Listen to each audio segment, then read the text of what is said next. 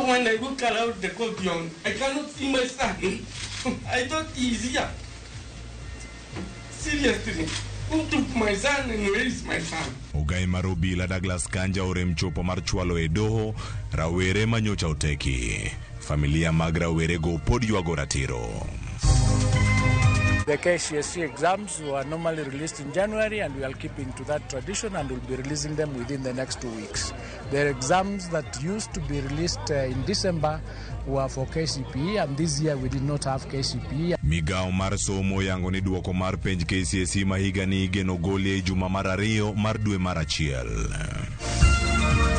Igani emobede ng'anyo moro ma pok nobede ga piny kanyaka nini modonji nyaka e bunge. Higa achiel ni jopuonje ng'anyo makata nyithindo wegi ok dhi skul. Koro higa ni at least otimre mabero nyalo rumo. Nonro mar Infotrak yango ni jo Kenya mathoth oneno peke higa mar 2024. Higa osebedo ni nade?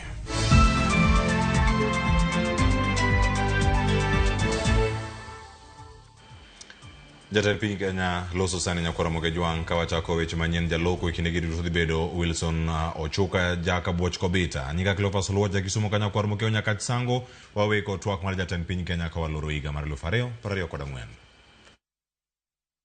With high quality and sustainable food, healthcare and education not only persisted but grew even more pressing. Looking at the days ahead, it became clear that overcoming these challenges would require unwavering faith, unity of purpose, immense sacrifice, and relentless hard work. We needed a coherent plan to address these obstacles, deliver the transformation of our nation's needs, and provide every Kenyan with the opportunities they deserve. The magnitude of challenge demanded bold, decisive, and unfaltering efforts from all of us. We had to find ways of mobilizing support.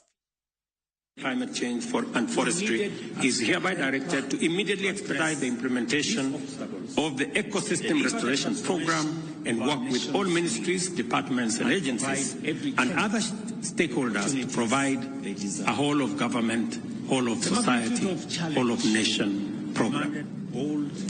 In the face of daunting challenges, immense threats and unprecedented hazards, our nation has never faltered. The people of Kenya always stand with one another and work together to overcome adversity. We are called upon much discomfort and sometimes a lot of contention. At the heart of the ensuing dissent lay a demand for a robust conversation about the stewardship of public resources and by extension the proper exercise of public authority.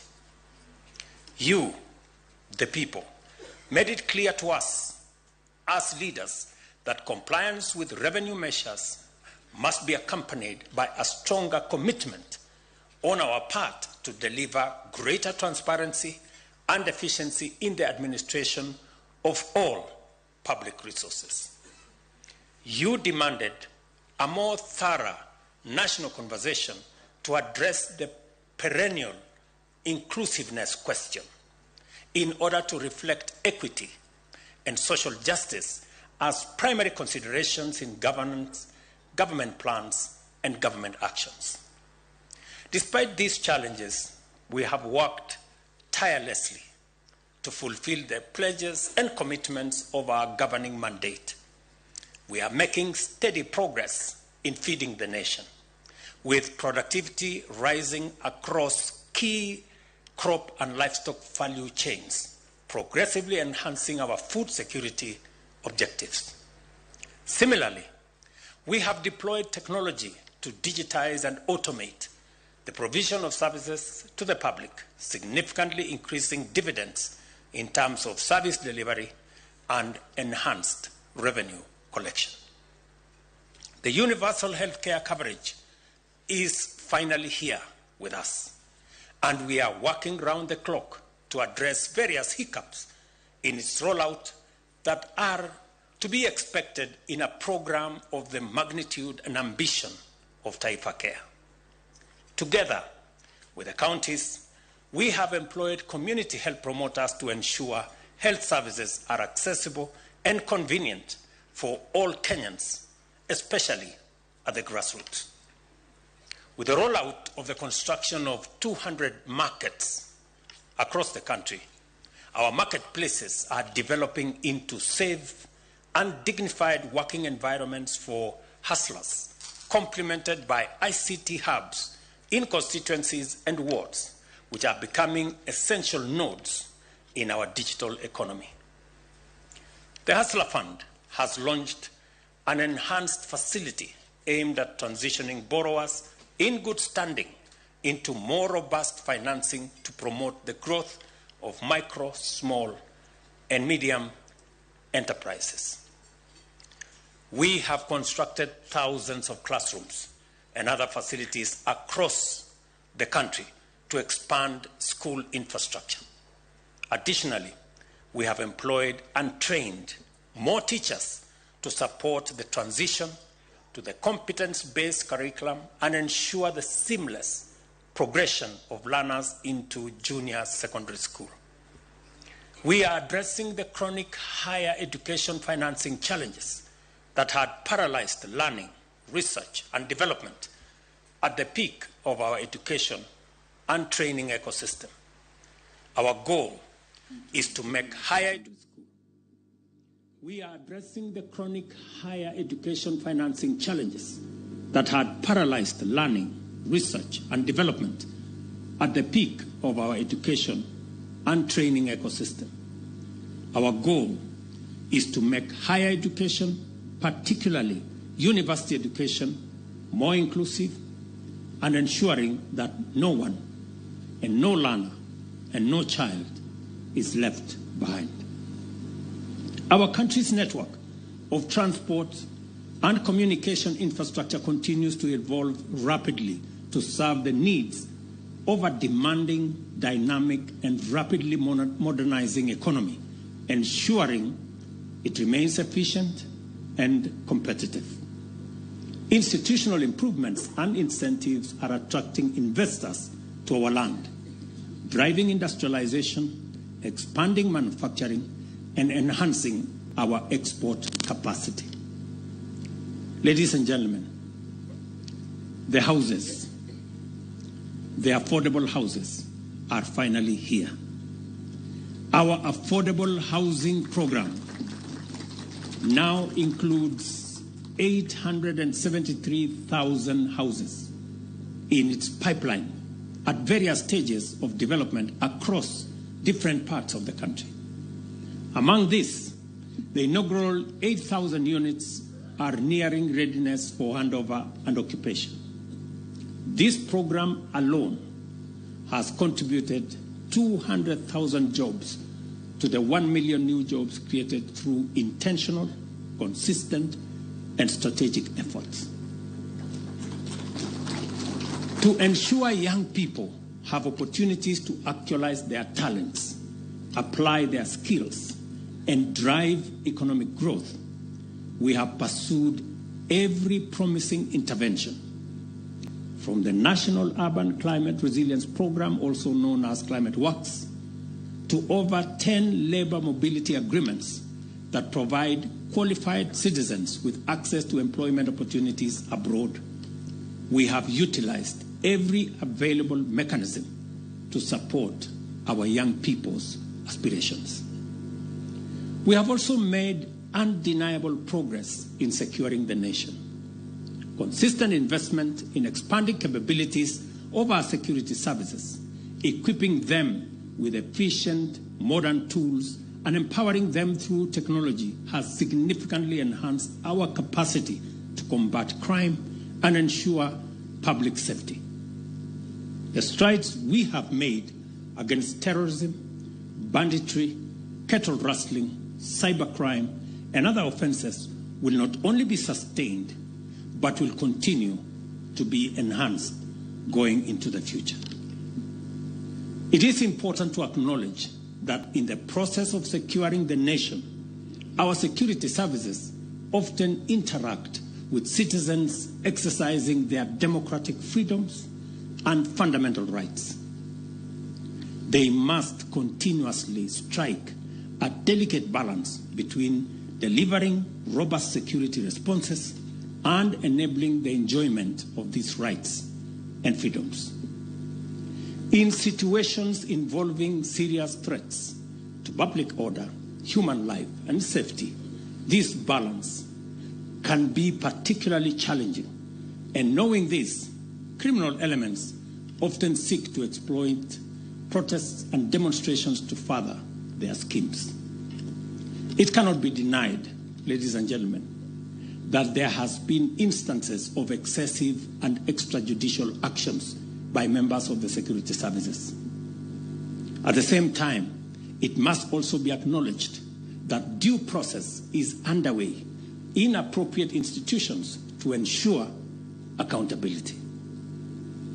That said, it is crucial to remember that every freedom has its limits and that public safety and order must always supersede the desire of unchecked liberty.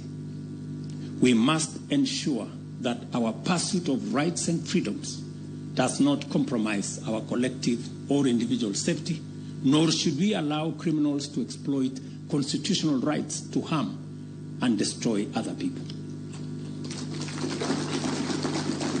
In the spirit of fostering a candid national conversation, I urge every critical stakeholder to reflect deeply on the failures that have led people to adopt radical, individualistic, and self-centered interpretations of rights and freedoms, interpretations that often seem fundamentally opposed to the rights of others and the collective good of citizens. This tendency to promote a definition of rights and freedoms that undermine democracy and the public interest reflect a broader collapse of our value system and a serious strain on our moral fabric.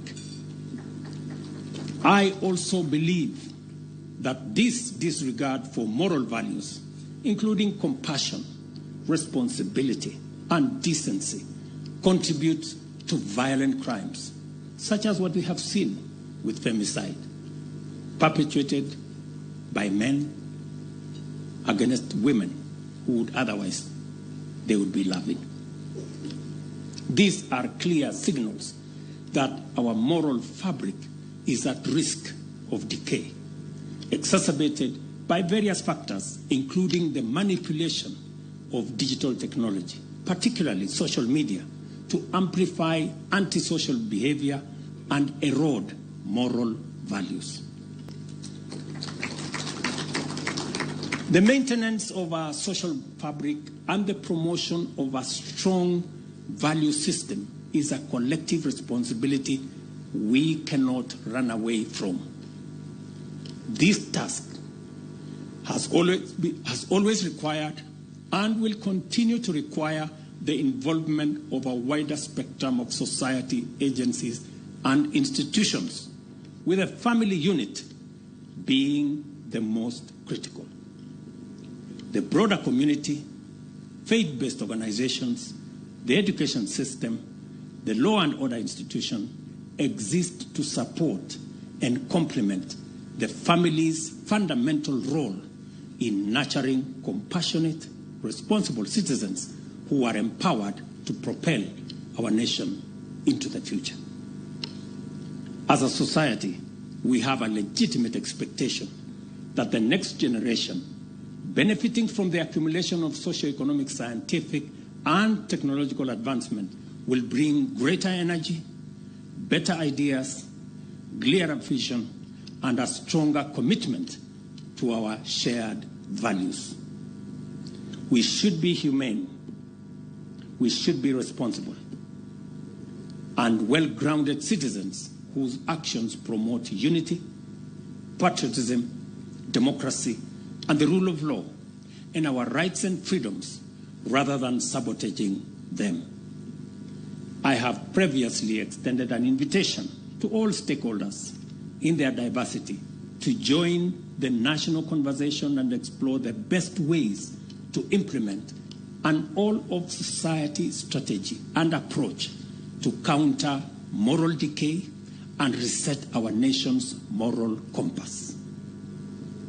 As parents, myself included, we must never walk away from our children nor abandon them to the vagaries of our time.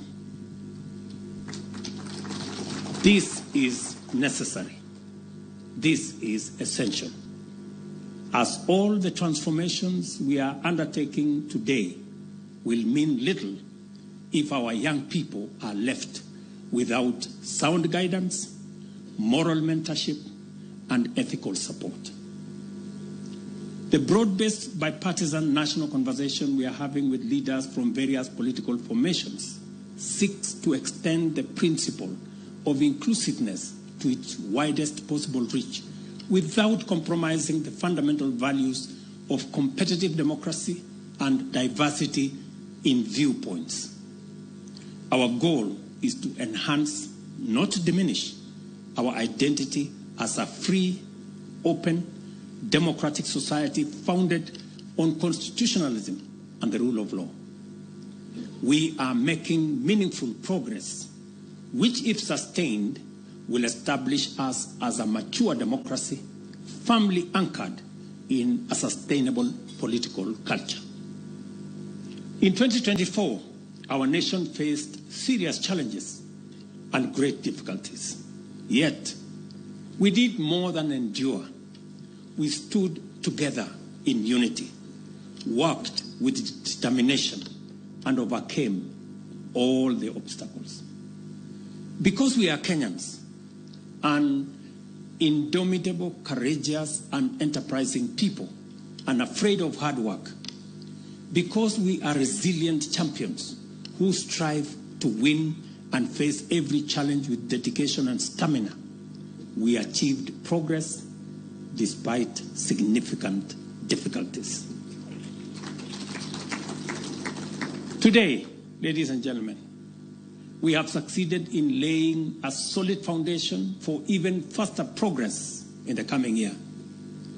The Kenyan shilling, which began the year on a subdued note, has appreciated significantly, strengthening from Kenya shillings 165 to the dollar in February 2024 to Kenya shillings 129 to the dollar today, making the Kenya shilling one of the world's best performing currencies.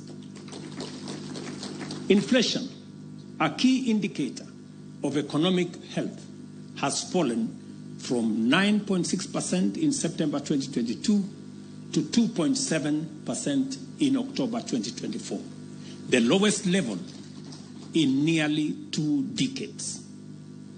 Meanwhile, foreign exchange reserves have surged by $2.4 billion to reach $9.5 billion, providing 5 months of import cover and insulating our economy from external shocks. Our economy continues to outpace global trends, growing at 5.6% in 2023, positioning us among the world's fastest growing economies.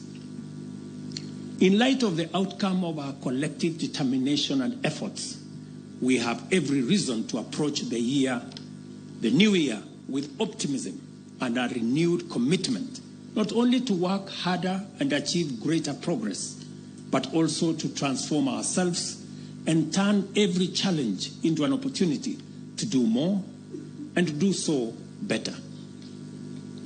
In 2025, the seeds we have patiently and carefully planted will continue to germinate and grow.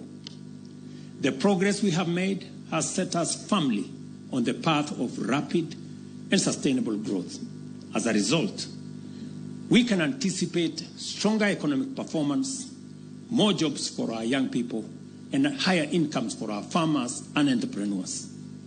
Additionally, we expect that in 2025, more investments will mature, leading to a considerable expansion of our manufacturing sector and an increase in our exports.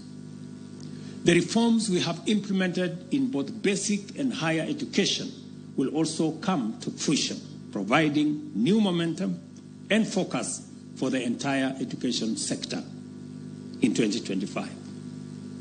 Additionally, Taifa Care will approach optimal performance, offering significant relief to households by reducing the burden of healthcare costs and delivering enhanced benefits through an efficient, inclusive, and high-quality public healthcare system. As we speak, subsidized fertilizer is already in stores waiting for farmers. As you all know, in the past, farmers used to wait for fertilizer. This year, fertilizer is waiting for farmers in the stores. Next year, we plan to achieve higher yields from every crop, ensuring even greater rewards for our hardworking farmers and food security for all Kenyans. Additionally, we aim to free our livestock from deadly infectious diseases, alleviating the fears of pastoralists and stock keepers from devastating outbreaks. This is why the nationwide livestock vaccination campaign will be a game changer. Unlike segmented vaccination efforts that left some areas unprotected and vulnerable to outbreaks, thereby risking reinfection in vaccinated regions, this voluntary, comprehensive approach will eradicate these threats comprehensively once and for all. Mark my words, I said voluntary. In 2025, we will be busier at school and at work, better nourished, safer, more secure, and with more money in our pockets. We will hold productive national conversations to empower our young people as responsible custodians of our shared aspirations and to solidify our state as a robust and secure democracy. We will continue to work hard and deliver greater progress, becoming better equipped to tackle our challenges. In 2025, I will have the honor of handing over the first keys to completed affordable housing units to hardworking men and women from all walks of life. At last, the transformation you entrusted us to lead will take tangible shape, and the fruits of our collective labor will be undeniable. We will continue to work for you and to deliver for you. Let us therefore submit our hopes and aspirations to the Almighty God of all creation, so that together, in unity and with shared determination, we may embrace the new year and work towards achieving the Kenya we all want, which is now well within sight. Thank you very much. May God bless our great country, Kenya. May God bless you all. Happy New Year. Asanteni sana. Thank you very much.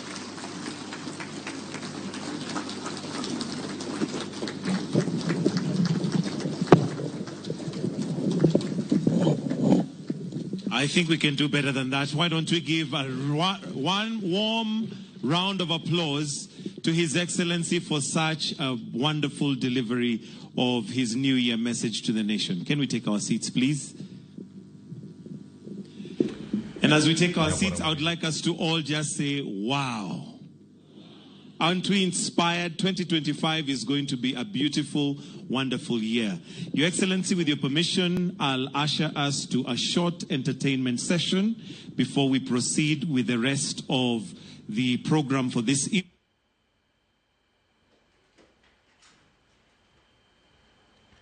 Aya, nyakura Ramogi juang mago matimore karkanya chiel ka wuoka kar jot madundo ma jatend piny Kenya matimore oloro ma Kisii. Mano wote ma jatend piny Kenya William Ruto ma bende koro sanono ka go yue masani ka duogo wabiro koda weche manyien kik dhi mabor.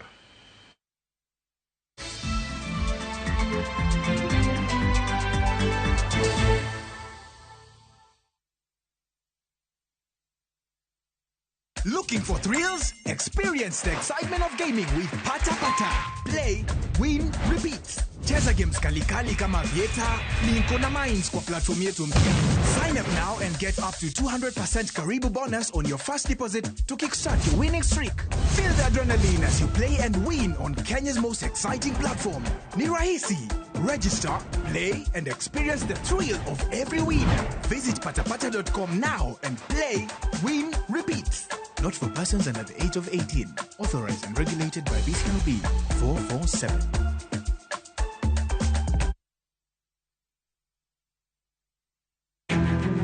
Wakeloni chenro mar ohala kod lony gi dongruok mopogore opogore. Ohand kinyosi nigi pesa kitimo gima dwarore. Weche makende moa kuom jogo makelo lokruok e ngima dhano. Ohala ber nikech ohala puonji managerial skills. Lek ma in go iriembe mineni gigo chopo. Chakre gi jogo mane ochako ohala manyien. Kalure gi kaka nachako gi kuma achope.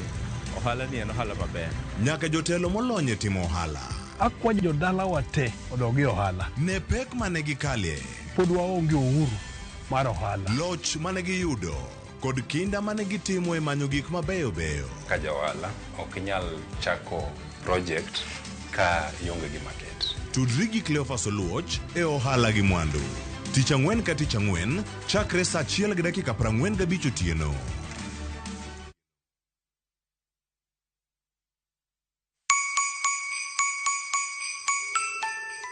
This Christmas, Mama Soko Basket is making your holiday shopping easy, healthy, and super affordable with fresh veggies you love. And the best part, you get to select the items that you want in your basket. Onions 1 kg at only 59 shillings, skuma wiki at just 20 shillings, spinach at just 20 shillings. But that's not all. There are other amazing baskets on offer this Christmas, like Mama Mpenzi basket for all your festive essentials, Sherehe basket to get the party started, daily basket for all your daily lunch offers.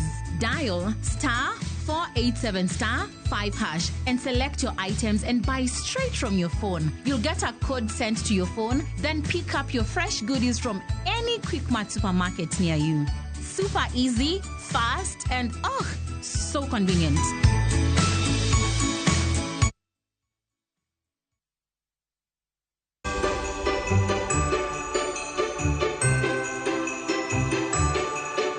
DJs Morele Principal de la Rumba Code Team Tiedero Akoni Haimaber Mar Higa Manyien Mar 2025. Hui!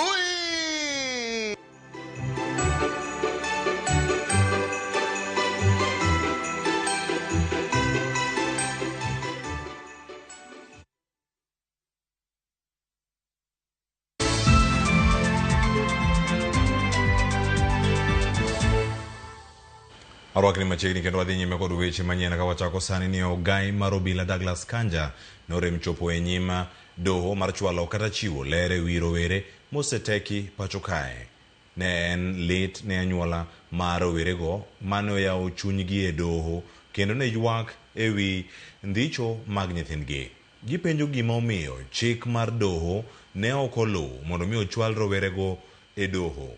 Kaka jafwambo marwa Efinyo Kidilero okinde mag gibende lero ne doho ni ne ok giyudo thuolo moromo mar chwalo duoko margi. That is not here. Where is my starting order? Mane odiochieng' morit ahinya gi oganda jo Kenya mar ni ogai mar Obila Douglas Kanja nyomi chik mondo chope nyim doho kendo chwale doho no rowere mosendi kendo lal godo e jumbe mokalo. Kata kamano weche ne opogore.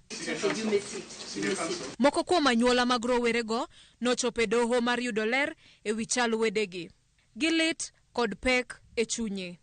Gerald Mwangi, wuon Billy Mwangi manoteke boma ma Embu, nolero ne jang'ad bura Bahati Mwamuye ni motelo ne ndhicho mar wuode nitie nyamburko mane rango alwora mar kar dak mare tim manodhi nyime kuom thuolo mar ndalo adek. There came 2 cars.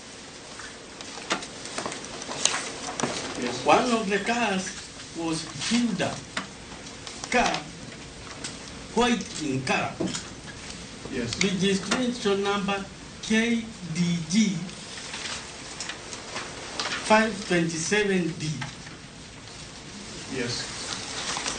And the owner of that car had surveyed my home neighborhood for three days. Koloso omedo lero kaka chuo moko ang'wen nomako Obila gi thuon kendo soye nyamburko modhi kode. Chal ma bende osekelo negi chandruok ahinya. The other car was a double cabin pickup, which was behind that Duka car. 4 guys, very strong guys, from the double cabin car, popped out of the car, went, mishandled my son, and threw him inside. I was coming for him, and I've come from him. My wife has collapsed. She has collapsed so many times. Jodongo nowacho ni lit mar nyathi janyuol e mading'e kendo gisani dwach wuon Mwangi en manachiel ng'eyo chal wuode gi kuma noteri. When I look around the courtyard, I cannot see my son. I thought he's here. Seriously, who took my son and where is my son? Mana kaka jalupne Gilbert Masengeli, ogai mar Obila Douglas Kanja, norem chope nyim jang'ad bura Bahati Mwamuye mar chwalo kata chiwo ler e wi rowere auchiel mosendi kendo lal godo, moting'o Gideon Kibet, mong'ere kaka Kibet Bull, Billy Mwangi, Peter Muteti, Bernard Kavuli, Ronnie Kiplagat kod Steve Kavingo.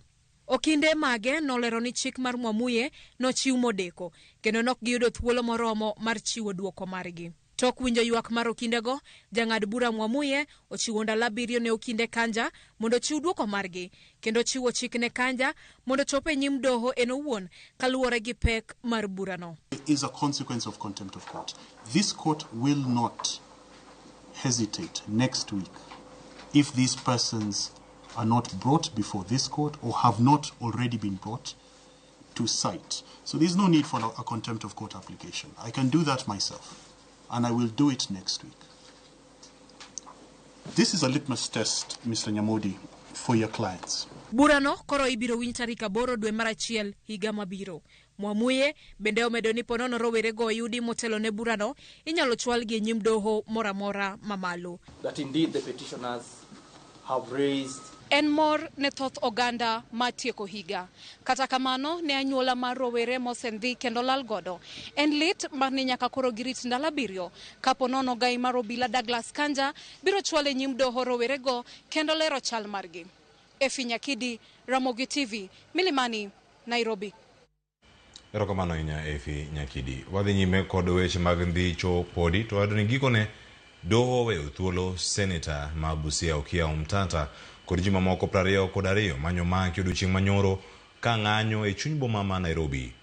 Jang'ad bura e doho ma Milimani Rosa Ndombi oweyo ji 23 go thuolo gi bond mar siling 1,000 moro ka moro bang' kane ochwal gi e doho gi Obila okinyi ma kawuono. Ji 23 go ne odonjnegi ketho mar rocho, kwe kod thuo jo Kenya e mbui. Fredrico Mondi nigi ler mathoth. Bang' kane omakgi odiochieng' manyoro kinde mane ging'anyo ka gikwedo ndicho mar rawere makwedo piny owacho e mbui. Senator ma Busia Okia Omtatah kod ji mamoko 22 ne ochwal e doho kane odonjnegi gi ketho mar rocho kwe kod thuo oganda jo Kenya ka gitiyo gi mbui. Most important in paragraph H is indicated that the respondents are threat to peace and stability of the country as they continuously incite members of the public. Obila ne dwaro ni ji 23 go ogeng'negi e tesend Obila kuom thuolo mar ndalo 14 mondo omigi thuolo mar timo nonro. Kata kamano, okinde Omtatah kod joma ne omake godo kotelnegi gi Kalonzo Musyoka kod Martha Karua ne okwedo ketho makamago kendo kwayo doho mondo owegi thuolo. Kenyans have the right to demonstrate, to picket, to petition whoever in a peaceful manner, Your Honor.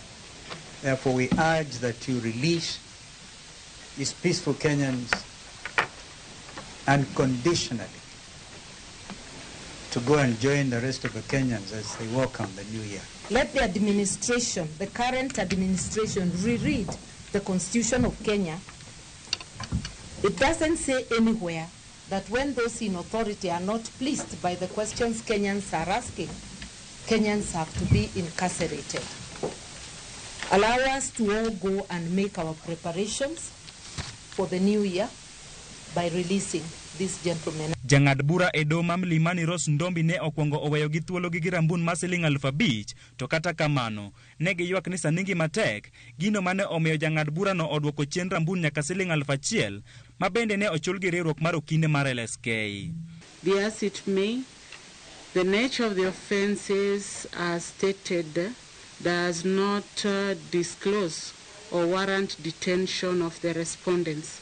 The state have failed to prove that the investigation will call for limitation of respondents' liberty and require them to facilitate or to conduct investigations.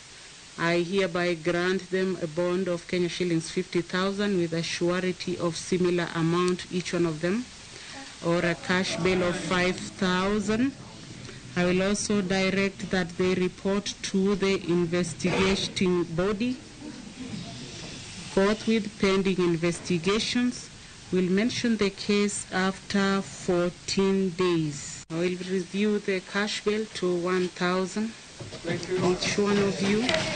Kata obedo ni owegi thuolo, simbe ji 23 go pod odong' e tesend obila ka obila tiyo kodgi e timo nonro ka burano ochiki ni ibiro winj kendo tarik 21 dwe mar achiel higa manyien. For the respondents, you'll be reminded that you'll be required to attend court as and when you're required to do so. Frederick Omondi, Ramogi TV. Erokamano Frederick Omondi. Machielo manen jalup jatend piny Kenya Rigathi Gachagua dwaro mondo gai mar obila Douglas Kanja ogwe tao mapiyo piyo ka otude kod timbe mag teko jopiny madhi nyime pachoka. Rigathi oseyo bad migawo mar obila kuom rem tiyo ne oganda jo Kenya kaka owinjore e kindegi ma jonyuol mathoth ywak kaluwore kod ndhicho mag nyithindgi.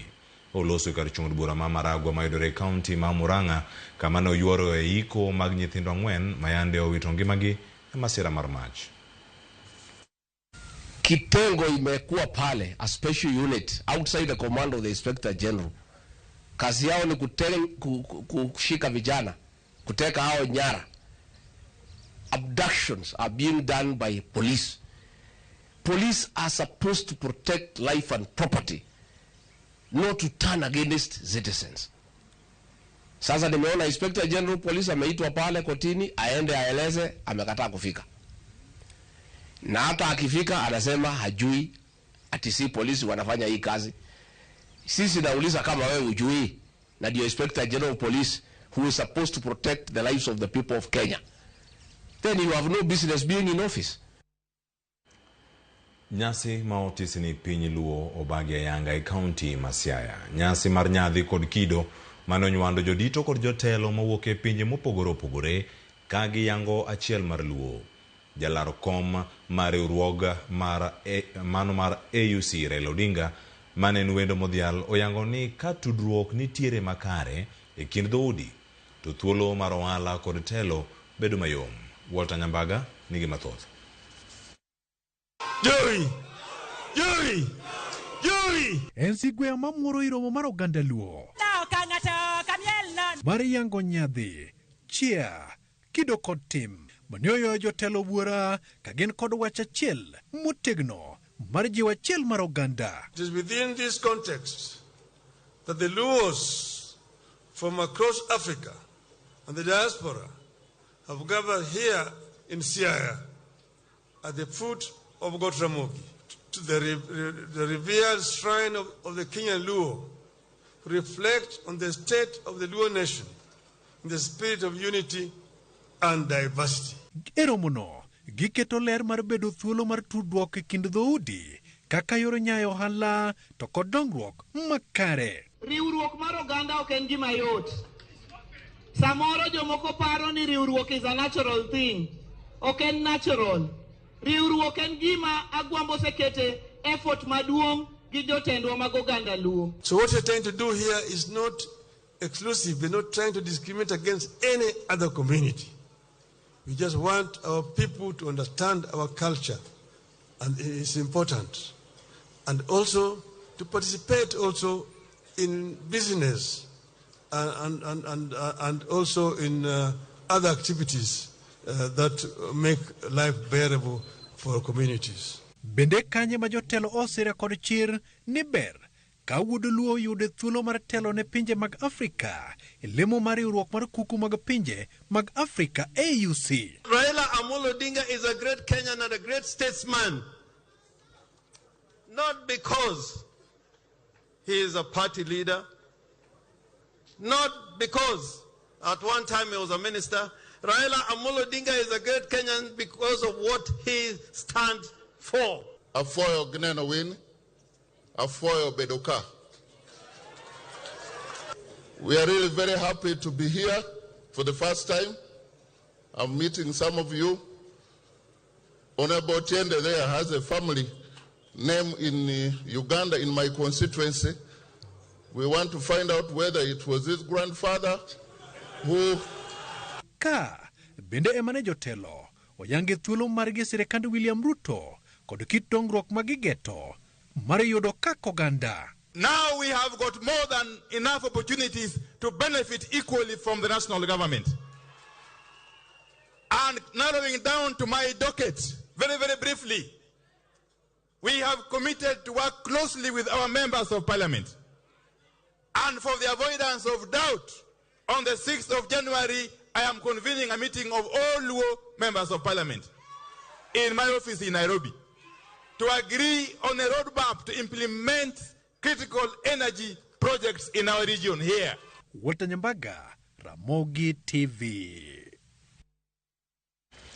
Ai, kuro yongo di nyime ka yiga manyien odhi chalo nade. Jatend migawo mar somo Julius Ogamba olando ni duoko mar piny maduong' mar klas 12 KCSE ibiro gol e juma mar 2 mar dwe mar achiel. Ogamba manoloso e county ma Kisii e kinde nyasi manoyuoro ya gweng' ma North Mugirango. Okoni duoko go ibiro gol mana kaka osebed ka igole kinde ka kinde pachoka. Bende okoni odhi luwo poni migawo mar omenda osechwalo omenda ne jopuonj mag kuonde tiegruok mamalo manyocha ubwogo dok e ng'anyo. Wirani pok ochulgi kaluwore gi winjruok mane obedie.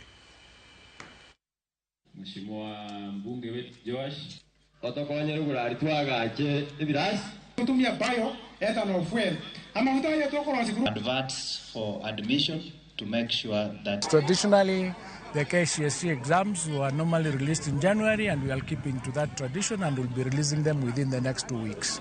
The exams that used to be released in December were for KCPE, and this year we did not have KCPE, and that might have caused some confusion. But this year we're going to release the KCSE exams in January, the first 2 weeks of the month. With respect to the issues relating to the university's increment, with respect to the issue of the return to work formula, I'm yet to get the details of whether the resources that was required were released, and if not, I'll be able to address that after New Year once I get the information. I don't have the correct information now, and I don't want to hazard a guess, because once we finished, we informed Treasury of what was needed, and Treasury normally then releases the resources to the university. So we'll need to find out what the hitch is, and we'll deal with it. We do not want any more strikes, because already the university students were affected in the last 2 or 3 months. In fact, they are doing catch-up. If we do another strike or if we cause another delay, we'll be affecting their education, and we don't want that to happen. Piny owacho kokalo kuom okumba mar thieth mar SHIF obiro kod ndikruok ma oyiedhi ni bedo kanyo ka itiyo godo e ndiko rowere manyiri mayach. Kopogore kod kaka NHIF nitiyo kod opande mar jonyuol ne nyiri mapok ochopo higni 18 to yach. Sani gichiwo ndikruok ne rawera ka rawera. Kaka Judith Mondilero, jatatije makojolo mar SHA Robert Ingasira koni gisetemo chulo gope mago magute thieth ka koro ewi chudo. Bende koro okoni jotuo winjo dhie ute thieth ma oluwore gi nyalo margi mondo kik gichul pesa kendo bang' yudo sir kawuok kuom SHIF. Dweche adek bang' chako thieth e chenro mar SHA kowuokie NHIF, gari no medo yiengore kendo ji yudo kombe mos mos. Rowere manyiri mayudo iye ma ohiu nyaka sani koro nyalo ndikore kod SHA ka ok otiyo kod opande mag jonyuolgi. The initial arrangement where teenage mothers were being identified using their mothers' ID created problems for us because some had mothers who were still within the childbearing age. So you would find issues where a mother could reportedly be said to have given birth more than twice in a year, just because her ID was used for her own delivery and also for her daughter's delivery. Jumbe mosekalo riwruok mar osiptende ji giwegi osebedo ka ng'ur ni SHA ok chudi kaluwore gi winjruok mane obedi ahinya to ne jotuo matiyo kod ute jotuo ma oheore HDU kod ICU. Why is it that now SHA is only paying at level 4 hospital 3,360 shillings? Why is it that if you are admitted at ICU in KNH, SHA is only paying 4,460? Wach ma oruch kod jatatije mar SHA Robert Ngasira mako ni chudo gi ne osego chapa doki ofuko mar jatuo luwore gi kar thieth ma olimo. Under SHA, we have only signed one contract, and it's one contract that cuts across the board. There is nobody who has a different contract. If you elect as an individual to go to a facility whose charges are higher than what we are offering, then they will ask you to do what we say to copay. Kanyaka sani gikoni gisetemo chudo mokalo kwan ma owinjore bed ne osechul, migawo mar thieth wacho ni chudogo osekalo gi shillings bilion 6 e wi omenda duto ma gisechoko chakre dwe mar 10. Since the rollout, we have made payments in excess of 6 billion out of the monies we had collected to healthcare providers. Ngasira ne loso e kinde nyasi mar bedo e winjruok gi tend kaunti ma Murang'a endiko ji maonge nyalo e kaunti no e okumba mar SHA. Judith Omondi, Ramogi TV. Kamachielo migawo mar thieth jiwo Kenya mondo bed akicha kaka yor kedo kod landruok mag tuo guonyo mar Mpox e kinde ni mag nyasi mag sikuku.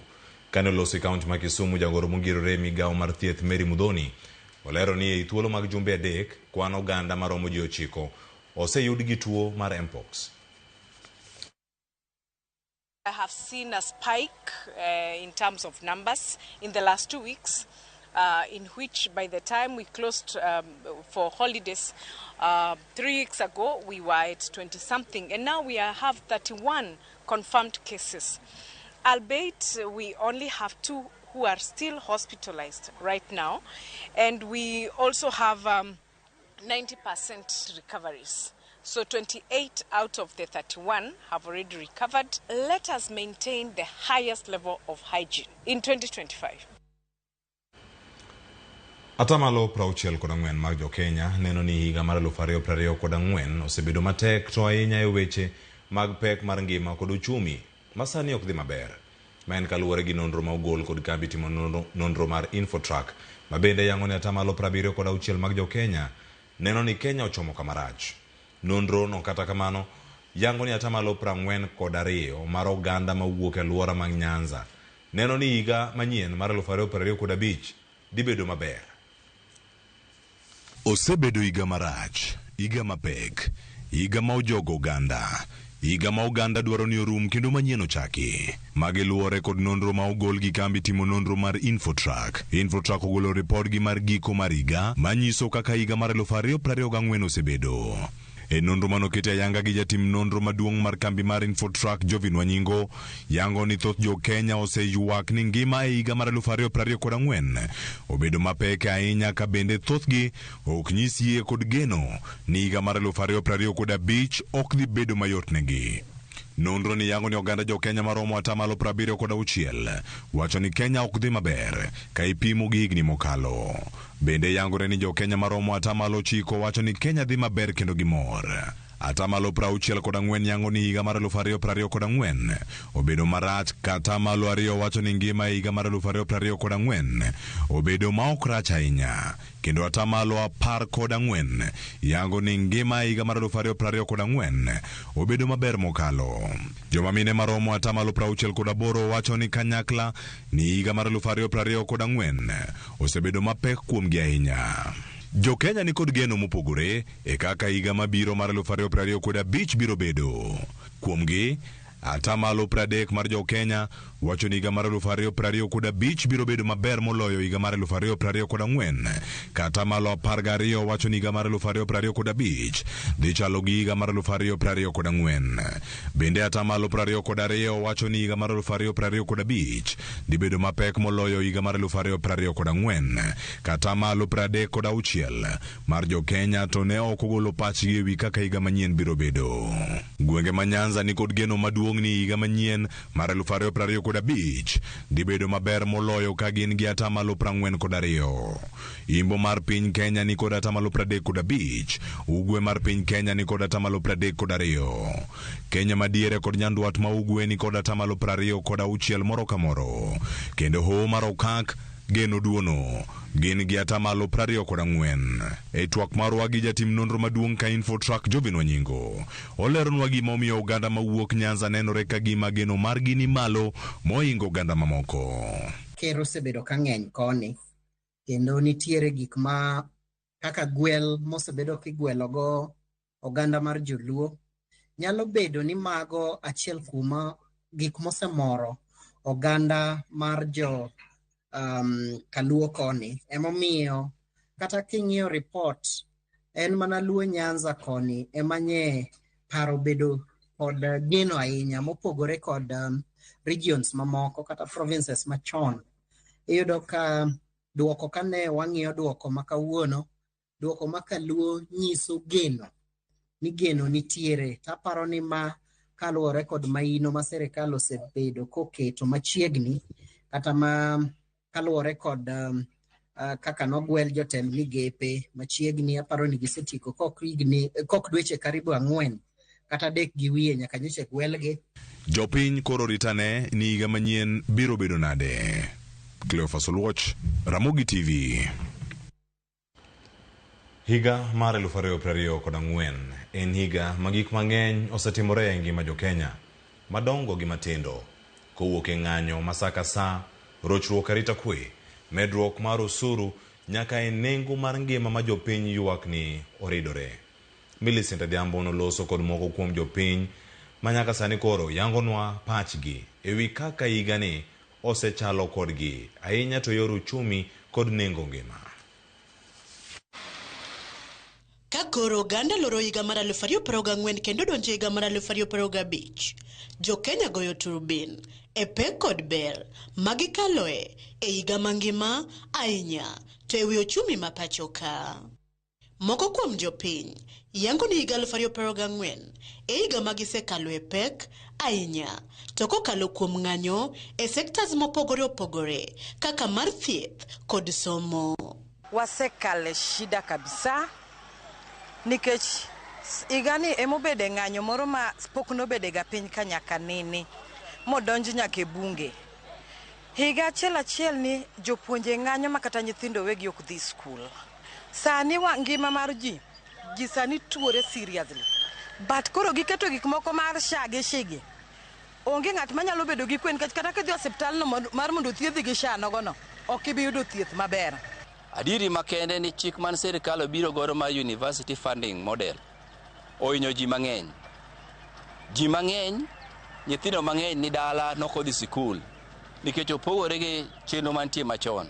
To mar chielo nitiere chike man serikal biro go machoko omenda. Mang'eny gi adiera oinyo moloyo jok man chien kabisa mwaluongo ni jo bottom up. Kotenore kod weche arita, jopiny oywago midhiero kaka mag teko jopiny kod pek mamoko. Higa achiel ni oseneg ji ma ok pok notimre ga kama nyaka nini. Higa achiel ni kware ikwanye ji okinyi gotieno. Higa achiel ni be ma sani kidnap nyithindo ma yawuoyi, ikidnap nyithindo ma nyiri, dhano onge kwe. Koro higa ni at least otimre mabero nyalo rumo. Nitiere weche mag insecurity to gi nyithindwa malal. Nyithindo malal gi ok gin jodongo, gina youths maseche moko bende lala poya nono, to magi joma dekinyo konyo the nation. Moko kuom jopiny neno ni serikal emoseketo nyau e bero ngima oganda kod dongo uchumi. Percentage mar Ruto Ruto tamia 0, hata kuna chenye naweza kumpea. Pile Ruto en siku wacho mane tumetenga millions ngapi na millions motenga gago an pok naneno pesa go nyaka nene by the way nyalo change to change onge ngima jopiny. Sama ne Gen Z protest gi otimore, sirikal no promise ni gidhi rectify a few things mondo gikel bende representation mar youths on board. Mano pok waneno kotimore. JSS, my program manyalo wacho ni sirikal nodonje kana ok obedo gi ikruok malong'o. Uwe kaka sirikal nyalo ndiko japuonj JSS achiel e sikul mag streams 4 kata 5. Ok nyalre. Uwe kaka japuonj oyudo tiegruok mondo puonje secondary school mondo puonj subject 2, inyal kete mondo puonj subject te.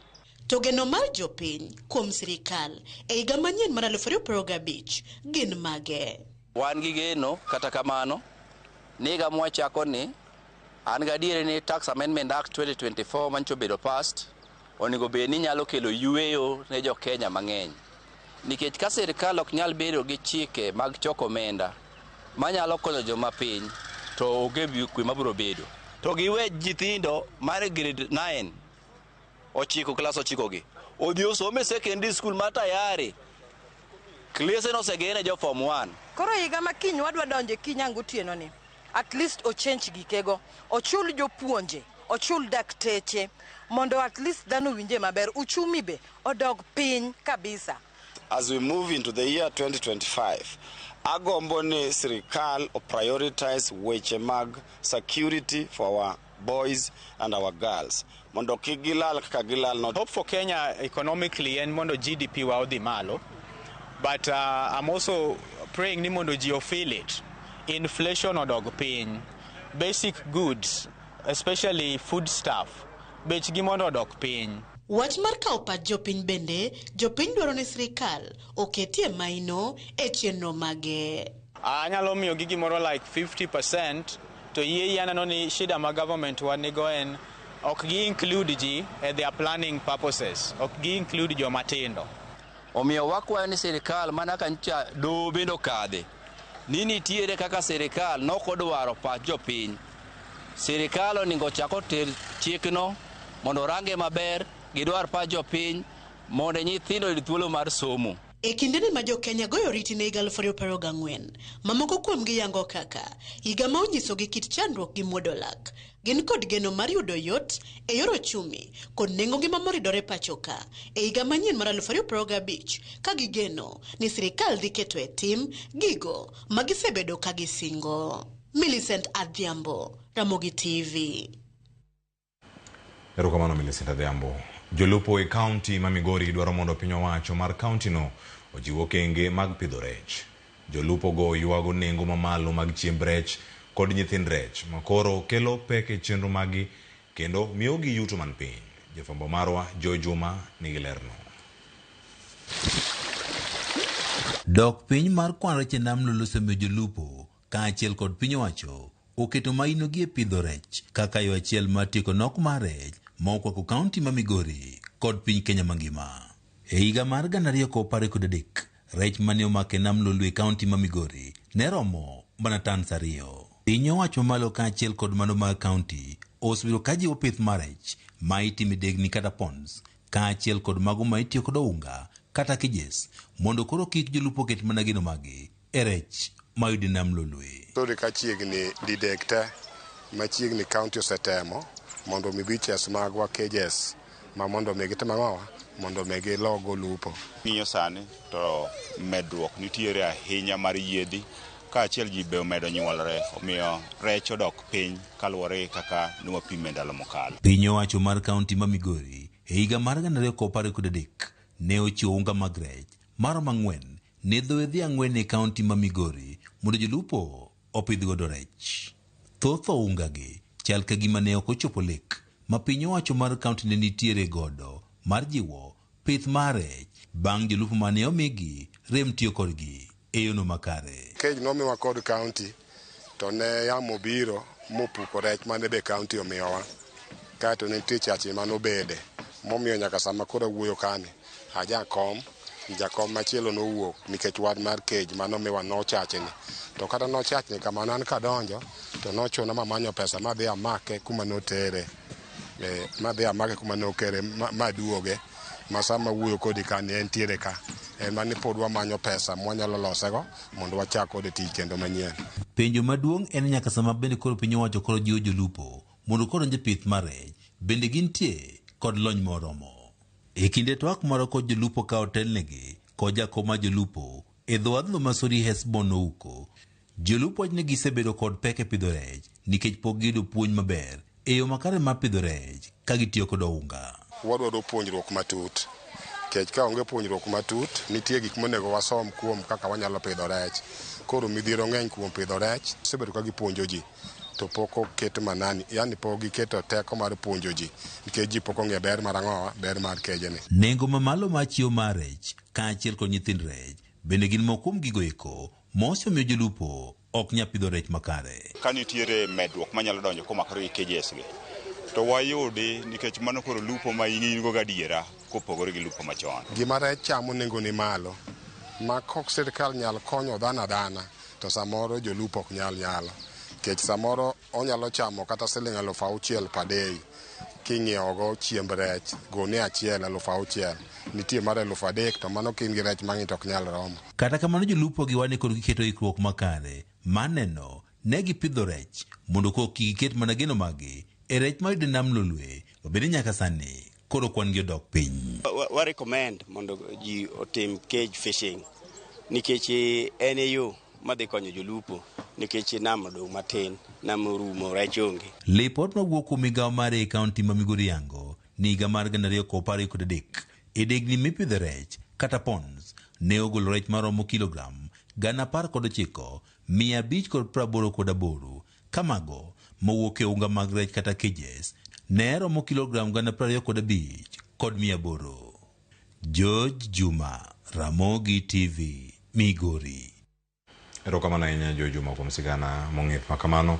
Wadhi nyime ka wayudo kanyo ni e tielo mokwongo ne warango chal mar tij ngware mar ndiga kokalo e ngima ya wuot luo moko ariyo, Sami Otieno Ang'wen kod Victor Odhiambo ma gin joriemb ndigni e boma ma Kisumu. E kinde ni ma nengo ngima bebeno bedo kata medo ridore, ere kaka joriemb ndik ngware riwore mondo gin bende ohandgi odhi nyime e sekta mar bodaboda. Ripota mar Millicent Adhiambo oikonwa matut ewi sigana mano mar riembo ndiga e kind apaka.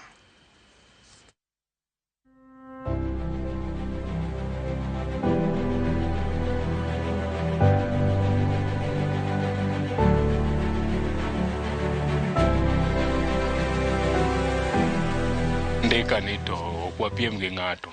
Enena ni koro ndika ni inbe kiwuok, japeng bende wuok, kila ng'ato timang'o oyudo mare. Kaluwore in gi kastambi, ng'ato be machielo bende gi kastambi. Koro kwapiem, ng'ato oyud mare, odhi ge ot. Kaka piny medo ru, piny medo sudo. Apiko bende medo mako yore wuoth pachoka e sekta mar bodaboda. Joriemb ndigni e sekta no bende medo biro gi yore manyien mag siko e chiro. Kata obedo ni kwan jowuoth masani thoro hero tiyo ga apiko nikech odhi piyo ni malo. Sami kod Victor ni kod yie ni tijgi mar riembo ndiga e sekta mar bodaboda pod nigi thuolo kaluwore gi nengo mapiny magi juogo jowuoth. Apiko to onge gima ok dang' wach ni inyowa kabisa. Nikech apiko ting'o 50 kadhi mbele. To wating'eno wanyalo ting'o less than 50. Koro mano to kenywa. Wating'a mbao 30-40 kwa dhi mbele. Nweng'o nyaka wayudi. Piem manitie sekta mar bodaboda e kind ndiga ga apiko. Kata kamano, ok en mana mar nengo wuoth, tij rito ndiga kod yudo fuonni meke ponono okethore, bende medo bedo matek, kendo Sami gi Victor wacho ni ma miyo nyaka gikungi kata tek nade. Maintenance mondo lose mochung' kama bende na garama olawre mana kod apiko. Nikech kibin wang'o spares mage ni malo mamoko bende nitie ma kikompare odong' wana matin to kod spares mag apiko. En na kamano go lakini gik maintenance mare odwaro hesabu. Odwaro kikeno nega matin tin. Inweng'o mayudo pile nyaka kan 150 moro. Nikech ng'eni gimoro amora nyaka itimne service. Koro kano 50 moro, ma kapo ni gimoro yudre ma emergency to anyalo loso go ndiga. Sami kod Victor yango riekni mamoko magitiyo godo kopogore gi ting'o jowuoth kende mondo yuto margi onjudre maberberie gino ma kizungu dendo ni diversifying. Kaka na deliver gik moko, samora ting'o ne ji rech, samora ting'o omena, supply gik mang'eny. Koro ka tegemea abiria kende. Kendi nyaka imany customer, to be nyaka iwuo gi customer maber, to be nyaka ibed ng'ama ler. Ng'eni jogi be ok ginyal idhi tidum misutu. Koro is the time abin be kaka jandiga kiseng'eni kae kumi yute, nyaka ibed ng'ama ler, nyaka iwuo gi customer maber mondo yuto ni obed maber. Pesa mar ote ber molo mar ting'o abiria. Nikech inyalo ori tidhi deliver gika kido to miya pesa maber. Imi pesa maber. Alafu abiria be pesa nitie lakini abiria pesa tin. Abiria pesa tin. But abiria moko ndimi nyalo nwango mo haya i. Onyalo haya ibi udhi kata mana kata dunga kuchonde. Kucho pukile kenucha kuduo kode. Mano be pesa mi pesa maber. Kolo mage mamedo ting'o wa malo. Kata obedo ni kwan apiko medore sekta mar bodaboda, kamoting'o nyaka mago matiyo kod teko stima, kod bedo ni oganda mathoth thoro hero idho apiko. Gium nono ka ndigni bende biro budho kapod nitie sekta mar bodaboda. Kata kamano, geno to pod gin go. Apiko tok nyal mwonyowa nikech ndego chako chon, mabe jo apiko go wuok e ndiga kadhi apiko. Koro gimoni jo apiko biro mwonyo jo ndiga to onge. Kane ka apiko ingowa mabor, keja kodesa dong kata kariembo kodesa nyako ti wuolgo 300. Fuel be nyako ol. Ting'eni wan to kwa yudo mato mogo e mwogo to wana sawa. Rumo to bo rumo. Rumo to bo rumo nikech ng'eny mabiro donjo e apiko. But oko bo rumo gi sani, pod entie. Seche moko michajo gin automatic. Automatic ok nyal pea kod manual. Nikech manual ni en gima idhi tiyo kodi to automatic seche moko koth ochiwo goyi kode. Seche moko nyalo kethe. Koro an kokora won tan ahero manyono kod energy ni molo mag electric kalego. Ne kastembegi yiero e kind tiyo gi ndiga kata apiko e yor wuoth oyiengore nengo kod arita margi e wang' apaya. Gido mamiyo pod nitie oganda ma pod ohero tiyo gi ndigni mohewo apiko. Ndiga ibiro kawo na siling 30 kata siling moro 20. Apiko to biro charge siling 50 kata siling 70. E speed mar ndiga ber moinga apiko nuko apiko this speed to gikone ok inyal ng'eyo mbele gima nyalo to nyalo cause accident your speed no. Jo ndiga bende nigi respect. Jo apiko ing'ani kosechopo ndara to dwaro no moma kumora amora ma onge ni mano ng'ama ni kanyo. In ma afadhali barne. Koro jandiga ting'eni ong'eyo ni ng'ato ni mbele, ong'eyo no ningo okaw kon mane mondo kik gihinyre ndara. Gano no kapiko ok dhi tieko ndiga nikech kata ambe nasebiro kar kae kimonda manye moro matin. Bende Sami kod Victor nigi lek mar bero ngimagi makiny. Future marwa to biro bedo maber mbele ka nikech an kaka chairman mar jondiga Kisumu County achako organization moro madwaro ni jondiga obed e organization ni mondo gimoro amora modonjo e lwet jondiga wanyalo timogo gimoro. Wanyalo nyiewo kata pikipiki no to wakete ndara. At the end of December kama wang'yo to kelo profit maromo nade to wapogre wadhigo dala. Kentie joma osebet e town kama kaka nobiro 2010 pok odok dala nyaka sani en oriembo ndiga. Koro mage gik moko wadwa e dala mar Kisumu ka. Wadwa ni jandiga nyaka bed gi future. Jandiga nyaka bed gi kama moro maber monyalo jote koyudo shida. Kwayo gine sirikal to en mane? An gima nyalo kwayo mana sirikand county wa ma Kisumu gimiwa kony mang'eny kwan kaka jondiga. Nikech so far ginegletwa. Jopeng' itiyoge gimoro amora gi sawo jondiga. Omiyo an asebet gi Matthews Owili deputy governor ma Kisumu. Wadwa ng'iyo ni jondiga gi tidwa kony nang'o. Gimoro amora mawuok kik obed nodhi mana ni jopeng' kende. Jondiga be nyaka tim ang'o? Nyaka yud gino. Kendo gimed gerowa. Alafu kabeto ginyalo jok man kod ndigni achiel kaka wan kamagi. Ginyalo nwang'ni kata ndiga moro ariyo adek moko bende mi ng'ato riembo e ndara ka chuliga pesa moro. Nyalo ting'i malo. Nikech sama ng'ato ondesa ndiki ni riembo chuli siling 100 per day. Kata obedo ni ngima makiny mar ngware mar ndiga okongere sekta mar bodaboda kalure kod medruok kwan apiko e sekta no kowuok Kisumu nyaka e bombe mopogore pachoka. Joriemb ndigni mag bodaboda nyiso mijing'o kod hera magin godo e tijgi mamiyo gidolo okumbo. Kata obedo ni lwasi mar tich miyo gi ber kod pek e yore mopogore, wuodh jo bodaboda mar ndiga ok ochopo gi kanyo kae kinde ni manengo ngima medo ridore. Gimoro achiel to nenore e lela, wuoth nyaka dhi nyime ka giketo kinda kod geno. Lwenj nweng'o kod dak pod nitie ka ginyono mos kata tek nade. Millicent Adhiambo, Ramogi TV, Kisumu County.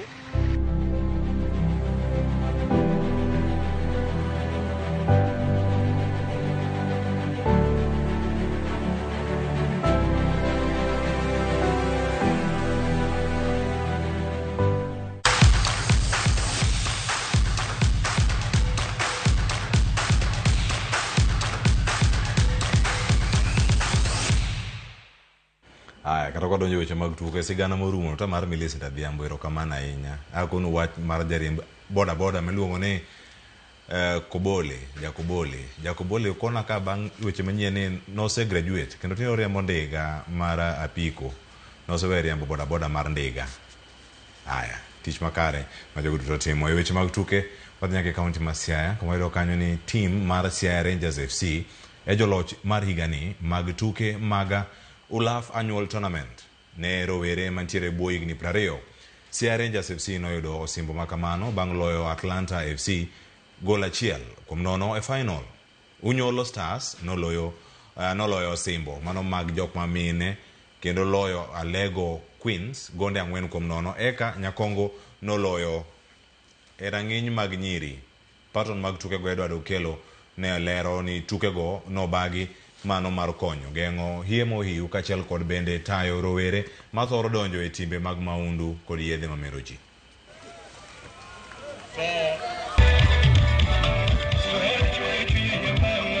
Gimono wachako tournament ni en mondo wanuang' nyithindo mathindo mani koro gweng' ma go opira tok negi mondo wamigi platform minyalo negie kata ginyalo nwang'o go kony koa kuom kony machulo school fees secondary school kata moko nyalo nwang'o timbe monya tugo ni kowe Ulaf kaendi. Gimachielo kendo miyo ne waketo nyithindo gintie sani iye mohiu iye ma nyithindo mako kani podi kikoromo dhi tournament gologi e mano. To waseneno ka weche osebedo maber kech wasebedo kod chokruok makende ka wakelo community kamoro achiel mondo nyithindo ogo opira kendo nyise tekogi e football mondo gitimang'o mondo gichop ka gibedo ka gikonyre to giwe weche moko mang'eny like madho njaga kata nyiri mako ichon kata nyiri dhi tedo. E weche mag tuke podi timbe mag adhula mago mag Amsterdam FC kod Azam FC mawuok Kwale noyudo thuolo mano mar donjo e lig mar FKF mar Nam Chumbi kata Coast Region. Amsterdam emane obedo joloch mag lig mano mar alworano bang' loyo Azam gol 1-0 ka Azam to idho ngas bang' tieko e thuolo mar ariyo. Koloso bang' tukego jakom mar The Wath ma Mombasa Benjamin Tayari olero ni tuk adhula osekonyo e duoko chien njore e kind rowere kachiel kod bende geng'o mako hiye ma ohiu. Korka kore jakom mar FKF Kwale Hamisi Mwakoja wawacho ni sir magiseyudo osekonyogi. Michezo inalipa. Michezo ni kitu ambacho kinaweza kukuza jamii. Tumeona wachezaji wengi sana wameweza kufaidika kwa maisha. Ningependa kuomba vijana waache yale masuala mengine ambayo yanatupotosha. Msimu umekuwa miongoni mwa misimu mizuri kwa sababu changamoto nyingi tulizipatia suluhu hususa kwa ujio huu wa udhamini wa KPA. Tumekuwa timu zetu zimeona all 14 rounds of matches na pia kuweza kucheza mini league kwa hali tofauti ama nzuri zaidi kuliko vile tulikuwa tukicheza mwanzo. Tumekuwa katika camp na tukaona kwamba hatuweza kujishughulisha na mambo yote mabaya kama vile mihadarati. So nikaona kwamba tukiendelea hivi mambo kama mihadarati na mambo mengine yote mabaya naweza kuepukana nayo.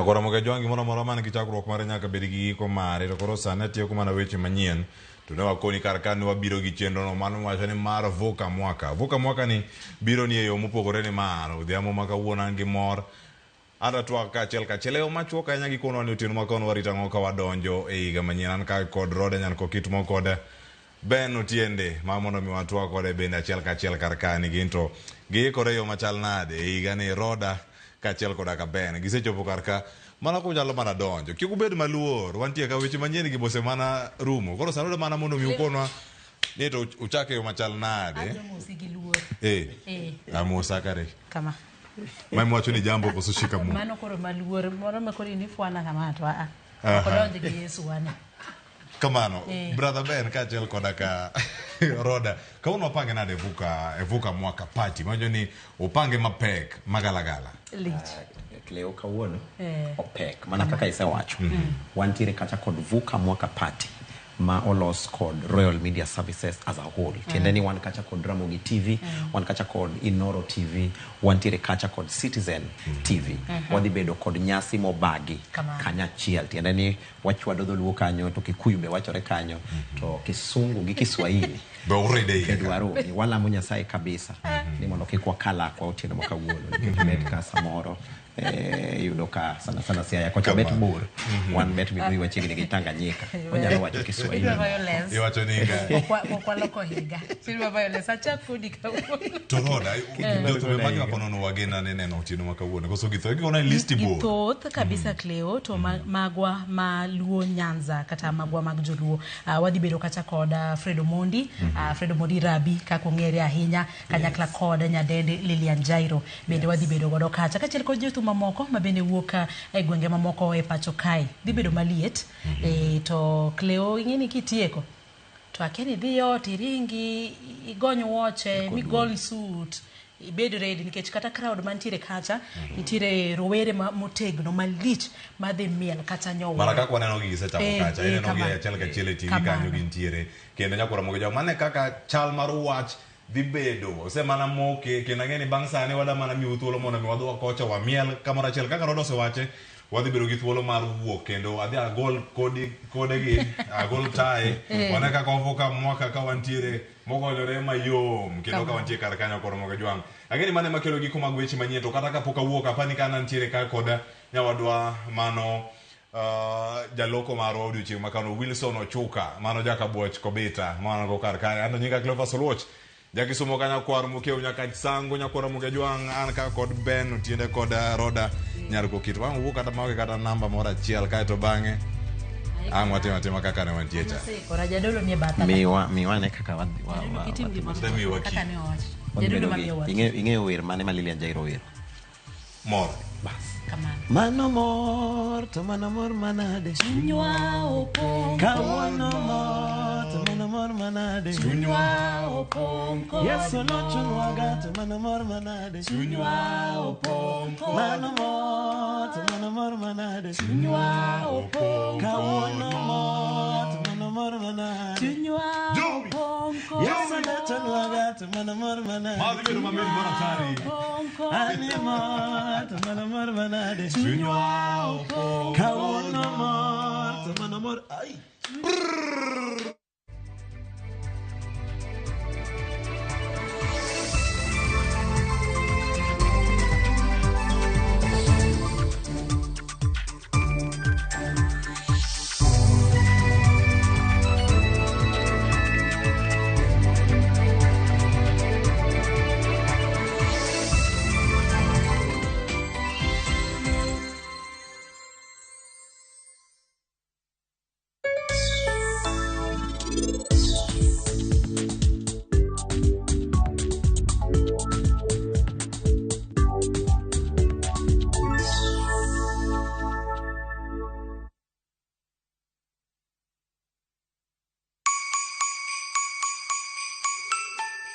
This Christmas, Mama Soko Basket is making your holiday shopping easy, healthy, and super affordable with fresh veggies you love. And the best part, you get to select the items that you want in your basket. Onions 1 kg